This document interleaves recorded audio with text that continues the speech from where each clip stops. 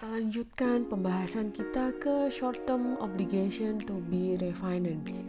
Kalau pada video sebelumnya kita bahas bagaimana kalau utang jangka panjang itu ternyata jatuh tempo dalam waktu dekat. Nah sekarang kita balik, apa yang terjadi kalau kita punya utang jangka pendek tetapi akan di-refinance, akan ditunda pembayarannya. Nah, apabila ada utang jangka pendek atau utang lancar yang akan di-refinance, maka utang ini boleh kita kecualikan dari utang lancar alias diklasifikasikan sebagai non-current liability apabila dua syarat ini terpenuhi.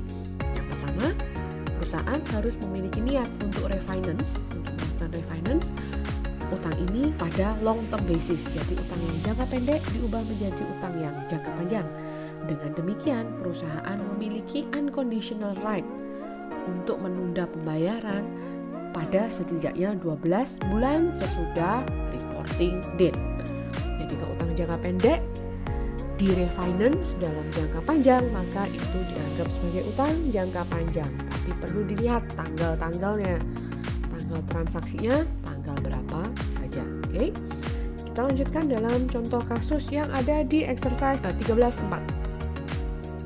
Ada perusahaan namanya Yong yang dia punya utang 50.000, jatuh temponya 1 Maret 2019. Nah, si Yong ini akan merefinance, jadi akan menunda jatuh tempo utangnya sampai 1 Maret 2021.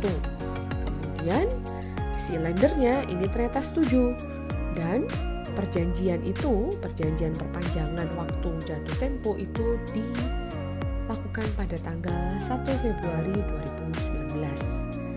Nah, financial reporting date dari Yong ini adalah 31 Desember 2018 dan akan di-issue pada 1 April 2019. Dengan demikian, bisa nggak 50.000 ini kita akui sebagai current ataukah non-current?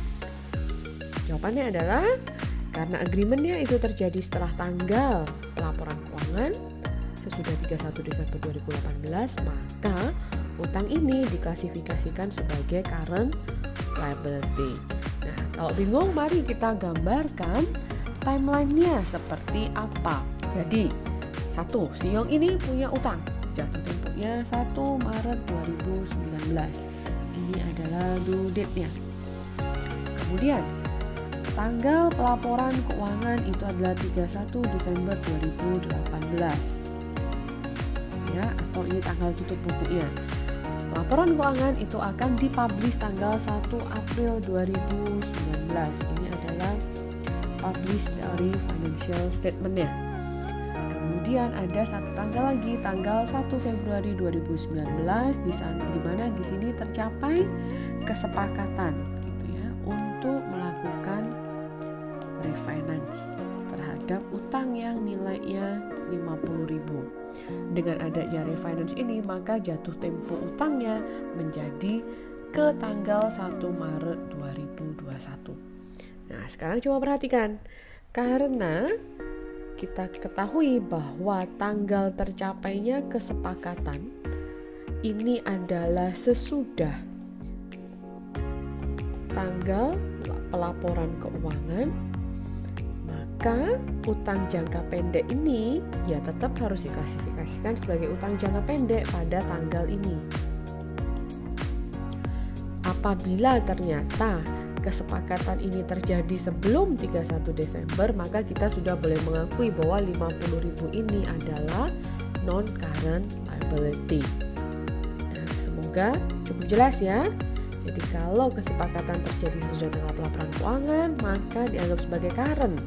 Tapi kalau kesepakatan terjadi sebelum tanggal laporan keuangan, maka dianggap sebagai non-current liability. Oke, mari kita lanjutkan contohnya si Yong ini.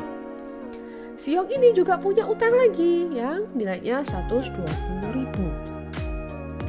Due date-nya tanggal 15 Februari 2019.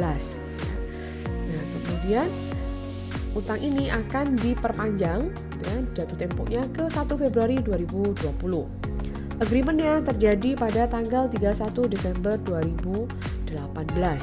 Tanggal pelaporan keuangannya Siong tetap sama 31 Desember 2018, tetapi kali ini issuance-nya kita ganti ke tanggal 31 Maret tahun 2019. Nah, maka kita gambar lagi aja ya.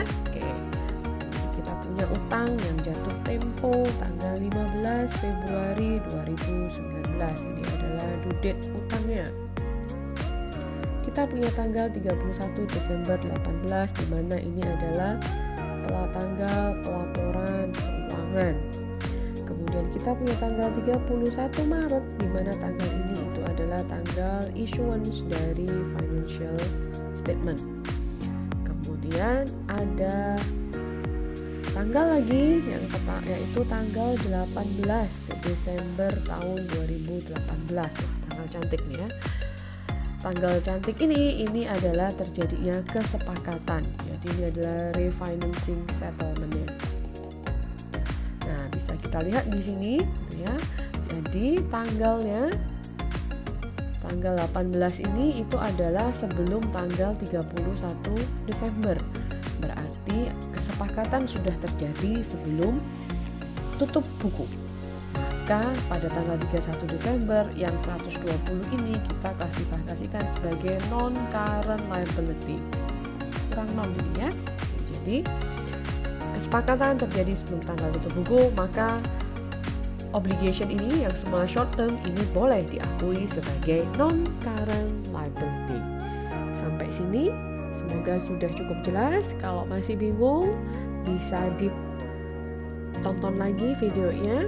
Kalau sudah jelas, kita lanjutkan ke sesi berikutnya, ke slide berikutnya, yaitu tentang utang dividen.